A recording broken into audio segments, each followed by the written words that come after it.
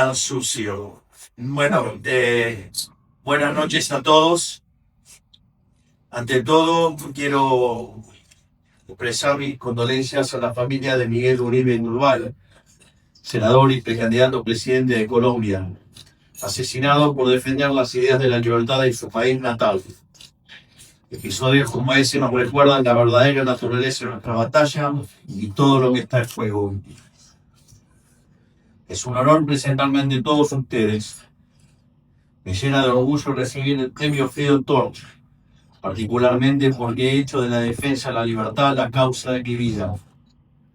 Quiero agradecer a Liberty International por este premio y por supuesto también a todos ustedes por su presencia y también a mi queridísimo amigo José Luis Cordeiro, que tenemos la hermosa historia en común cuando lo conocí allá en una reunión del web en Lima, y a partir de ahí nos hicimos grandes amigos. Y que hablar de lo impresionante de que cuando hizo su presentación en Libertad y Progreso, que básicamente arranca con un video del especial de Vida Eterna y, y el corto, digamos, que anuncia el especial, básicamente termina con una frase de José Luis Cordero que dice: nosotros vamos a ver la muerte de la muerte. Así es que, digamos, para mí es muy inspirador también un amigo como José Luis.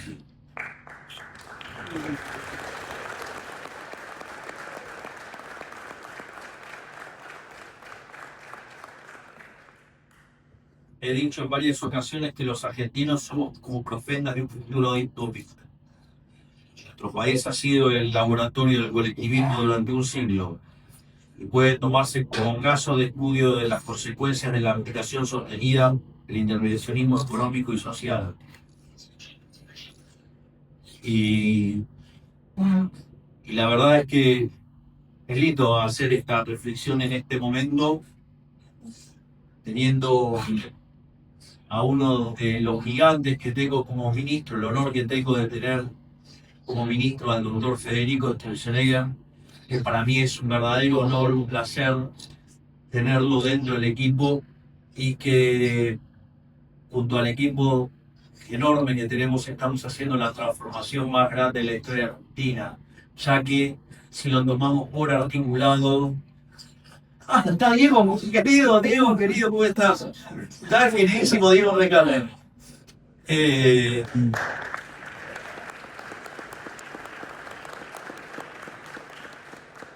Si tomamos todas las reformas girándolo por articulado, son 8.000 reformas estructurales.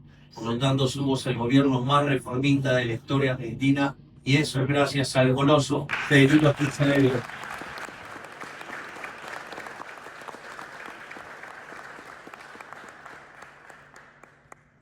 Tras haber alcanzado una época dorada a principios del siglo XX, la República Argentina fue víctima de una nueva clase política que hizo de la justicia social su bandera.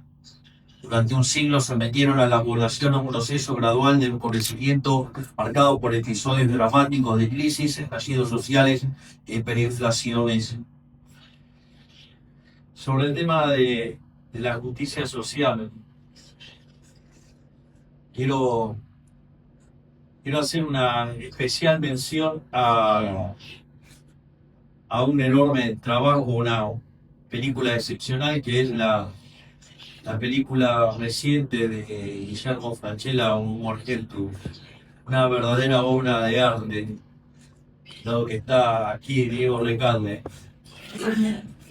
De hecho, no solo la vi con un conjunto de diputados que defienden con uñas y dientes las ideas de la libertad en el Congreso, sino que también la vi con mis ministros. Y de las 16 viñetas, hay 11 que verdaderamente llaman a una profunda reflexión. Y la más interesante, digamos, en términos de la lógica de justicia social, o una de las más interesantes, es la última, que se llama Trombo Dolce, y que básicamente plantea de modo puntual el problema de la justicia social. la familia italiana, la cual, digamos, Fabio Buscarella va a ver para conocerla, son pobres y él tenía una constructora.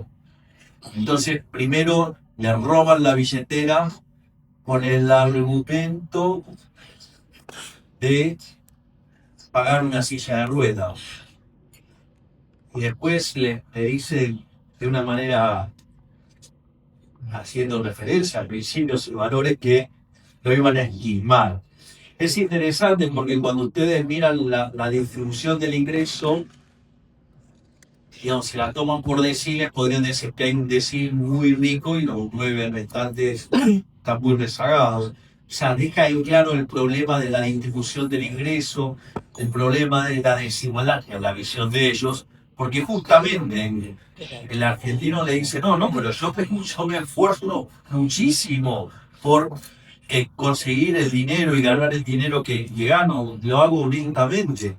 Y ellos le dicen, no, bueno, pero vos sos rico, nosotros somos pobres y nos tenés que dar la plata. Y lo hacen de una manera muchos contra uno, lo que llamaría Hayek, digamos, la tiranía de las mayorías, vendría a ser la tiranía de las mayorías. Es como el chiste ese, se juntan 4 lobos y una gallina a montar esa escena hoy a la noche.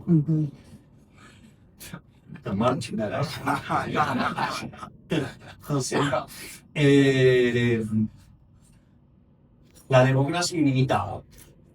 Esa es la reflexión de Hayek. Y ustedes ven ahí la violencia que ejercen sobre el dueño de una constructora para robarle todo el dinero y bueno, y termina huyendo. Y eso pone muy violento a los bucas, porque muchas de estas viñetas lo que muestran es a los argentinos de bien, por un lado, los que se ganan el pan con el fruto de su trabajo, y a los delincuentes que en algunos casos, digamos, usan al Estado para ejecutar esa acción violenta, pero está claro, que dejan claro que la justicia social es un robo, es un trato desigual frente a la ley.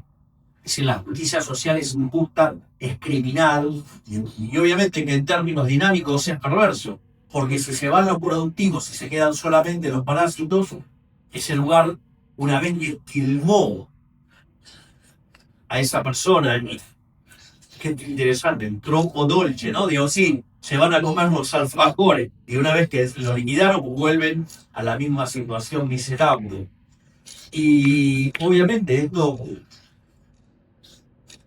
digamos, en términos de batalla cultural es aberrante y horrible para los jucas y por eso están tan violentos y diciendo las aberraciones que dicen. ¿Por qué? Porque la película los expone a lo que somos. Y cuando ven que los argentinos de bien son Fabio Buscarella, y cuando ven que ellos son el resto de los familiares mafiosos, chorros, delincuentes, que además se hunden en la decadencia, no les gusta. Y en lugar de agarrar y atacar las causas, se enojan con los efectos. Y por eso están haciendo todas las aberraciones y diciendo todas las aberraciones. Pero ¿qué es lo interesante de esto? Empieza a fluir la batalla cultural y les estamos ganando y los estamos exponiendo y van a sentir vergüenza de ser la basura que son.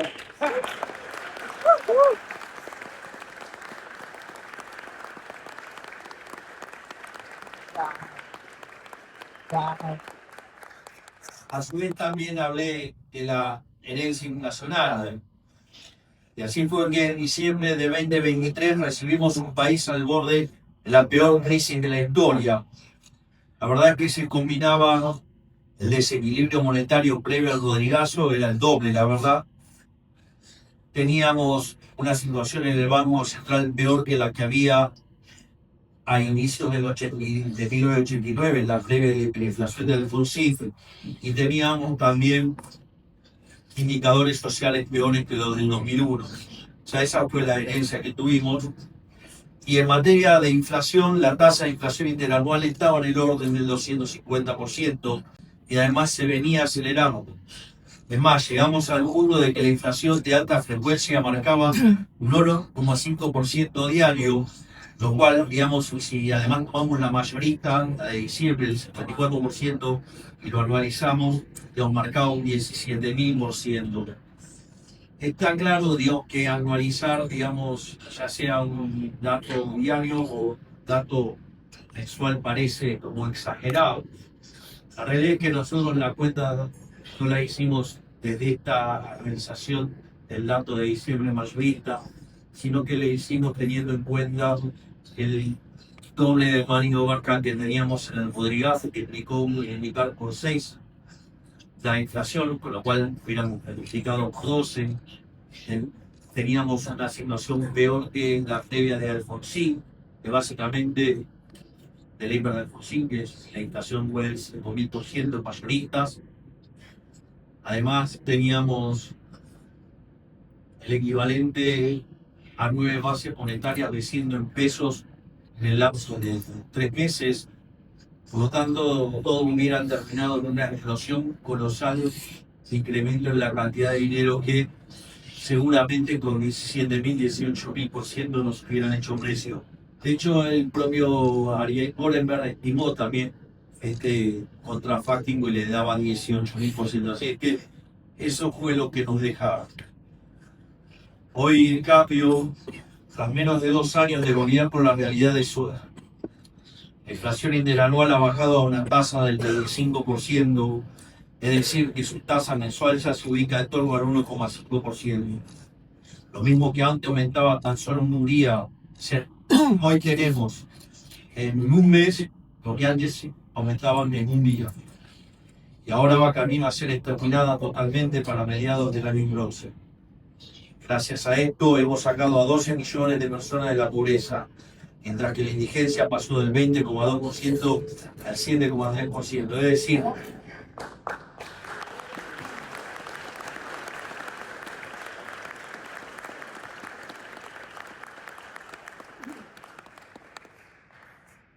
para ponerle un número, y eso que habla de la gente no llega a fin de mes. Bueno, si la gente no le alcanzaba para comer, hoy hay 6 millones más de argentinos que sí les alcanza para comer. Les duela o no les duela a los caracteres que tienen una medida.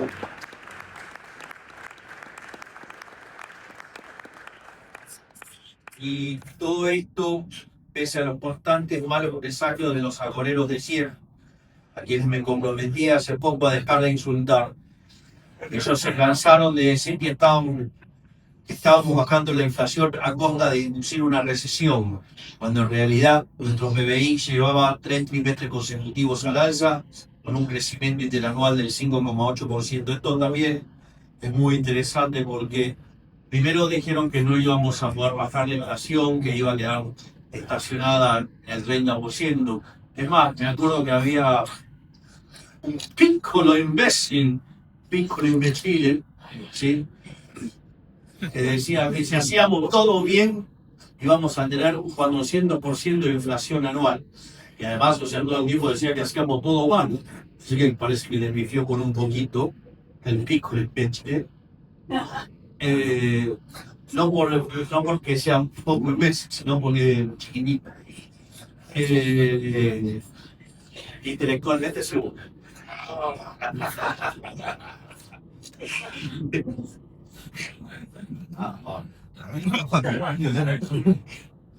Pero al margen de eso, después dijeron que cuando empezaban a ver que la inflación bajaba, decían que íbamos a hundir a la economía en una recesión, que íbamos a generar una gran depresión. Después dijeron que íbamos a hacer una N, que íbamos a caer y que no íbamos a recuperar más. Nosotros seguíamos diciendo que íbamos a salir el mejor. Bueno, la verdad que no fue el mejor, fue un tilde, porque si uno toma el PBI, digamos, medido por el EMAE, frecuencia mensual descentralizada, el dato del mes de diciembre del 24 terminó 6% arriba del diciembre del 23. Es decir, no solo habíamos logrado bajar muy fuertemente la inflación, sino que además hicimos crecer el PBI a pesar de haber hecho el ajuste fiscal más grande de la historia, 5 en el Tesoro y 10 en el PBI. Por lo tanto, me parece que muchos van a tener que empezar a reescribir los libros de texto. Y eso no solo fue esa punta, digamos, el primer trimestre se ha expandido casi al 6% la economía, el segundo está haciendo casi al 8%. Todo esto con una baja enorme en la cantidad de pobres exigentes, continuas mejoras en los salarios reales, la jubilación mínima, digamos, se multiplicó por 4 veces, en el pasar de $80 a $320, el salario promedio de la economía pasó de $300 a $1.200, todavía tienen la cara de indicar lo que en el mundo se llama el milagro económico argentino. Pero esto es tan solo un primer paso para cambiar de forma definitiva la realidad de los argentinos. Sabemos que todavía no hemos llegado a acuerdo, porque las condiciones están tan desastrosas, el trabajo necesario para salir del pozo en el que estábamos llega bien. Los primeros pasos en el sendero de la mejora son los más difíciles, porque aún cargamos con el peso de décadas de decisiones equivocadas. Por eso quiero agradecer de corazón el esfuerzo, el coraje y la paciencia con el que nos acompañan los millones de argentinos a lo largo de este proceso, aun cuando para muchos los frutos de este camino todavía no se vean. Sabemos lo que Argentina necesita: un intenso proceso de desregulación y libertad económica que le quite a la sociedad la bota del Estado del cuello. Mediante nuestro plan motosierra empezamos a desmantelar un Estado gigante y entorpecedor que evitaba que el sector privado pudiera desplegar toda su capacidad productiva. Hemos llevado a cabo nuestra agenda con la convicción inquebrantable de que estamos haciendo lo que ha funcionado en todo el mundo a lo largo de la historia, sin dejarnos llevar por las objeciones hipócritas de quienes nos trajeron hasta acá. Estamos devolviendo a la República Argentina su gloria perdida. Como ya he dicho en otra ocasión, mi objetivo no es parecer bueno, sino hacer el bien. Al día de hoy, si bien lo peor se ha pasado, el peligro está lejos de ser historia. Los que no quieren que la Argentina no cambie, no se van a ir sin pelear. Como una casta acostumbrada a vivir del esfuerzo ajeno, se resisten con la desesperación propia de que minuto a minuto ve desvanecerse sus privilegios. Por eso están haciendo todo lo que está a su alcance para volver el tiempo atrás, aunque eso signifique la destrucción total de sus compatriotas. En alguno de los recientes discursos he mencionado una frase de Sun, donde básicamente lo que dice es que qué es lo que caracteriza a un mal gobernante. Y a un mal gobernante lo caracteriza una situación o la actitud de que con tal de retener el poder está dispuesto a incendiar su país y gobernar sobre la ceniza. Eso es el kirchnerismo, y contra esa monstruosidad es la que luchamos, y luchamos día a día, digamos, muy fuertemente. O sea, que intentan promulgar leyes de quiebra que atentan contra el superávit fiscal, incitan protestas violentas, operan con campañas de desinformación, extorsión emocional y otras maniobras de sabotaje propias de la izquierda criminal. No les quepa duda de que están haciendo todo lo posible para sacarnos de nuestro eje. Déjenme asegurar, no les va a funcionar. Nuestros valores no son negociables y no cederemos un milímetro de nuestra responsabilidad con el pueblo de hacer Argentina grande nuevamente. No vamos a ceder ni un milímetro a este conjunto de psicópatas.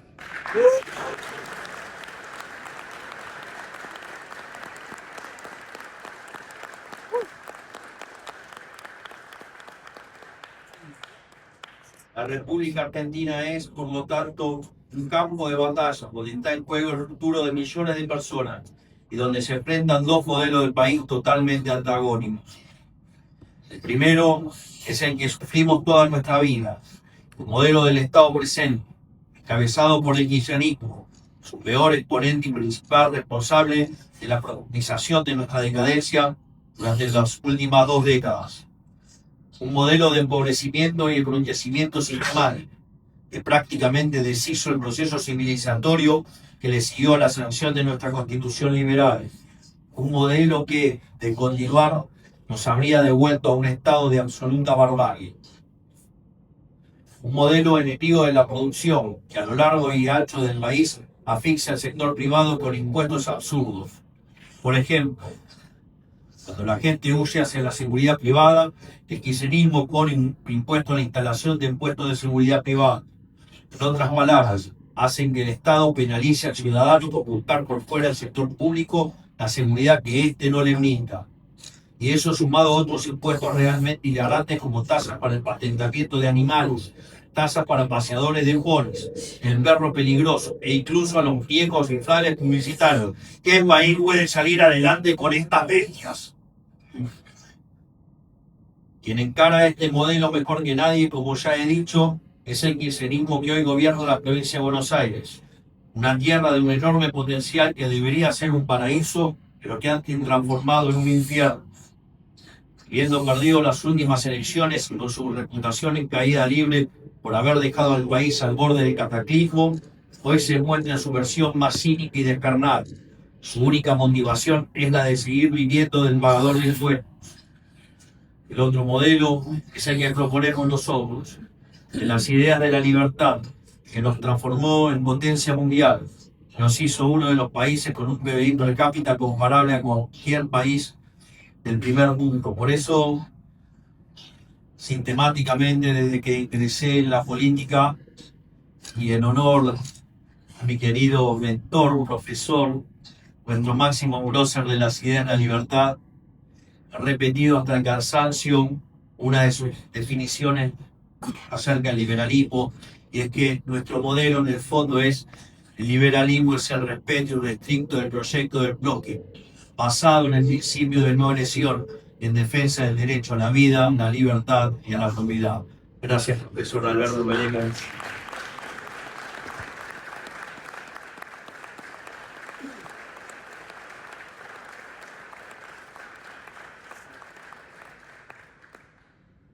Ese modelo es el que nos eligió como faro cultural en el continente, el que fue la tierra prometida de millones de inmigrantes que, huyendo del hambre y la guerra, encontraron en la República Argentina la oportunidad de un nuevo comienzo.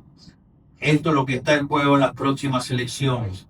Los bonaerenses tienen la ardua tarea de decidir entre seguir en la senda del progresivo deterioro o decirle que no a la mentira que el kirchnerismo viene vendiendo hace décadas. Este 7 de septiembre invitamos a los bonaerenses a entonar con nosotros un grito de liberación. Venimos a decir: kirchnerismo nunca más, pero esta es tan solo la primera de las batallas que restan en este año. Para las elecciones nacionales debe quedar claro que la dicotomía entre salir adelante como país y volver al pasado no hay terceras vías. No existe un justo medio entre ambos modelos, porque aprendimos del pasado que cuando optamos por un cambio a medias, el proyecto desbarranca y volvemos a empezar aún peor que antes, con un pueblo aún más desesperanzado y resignado al destino de miseria que ofrece el kirchnerismo.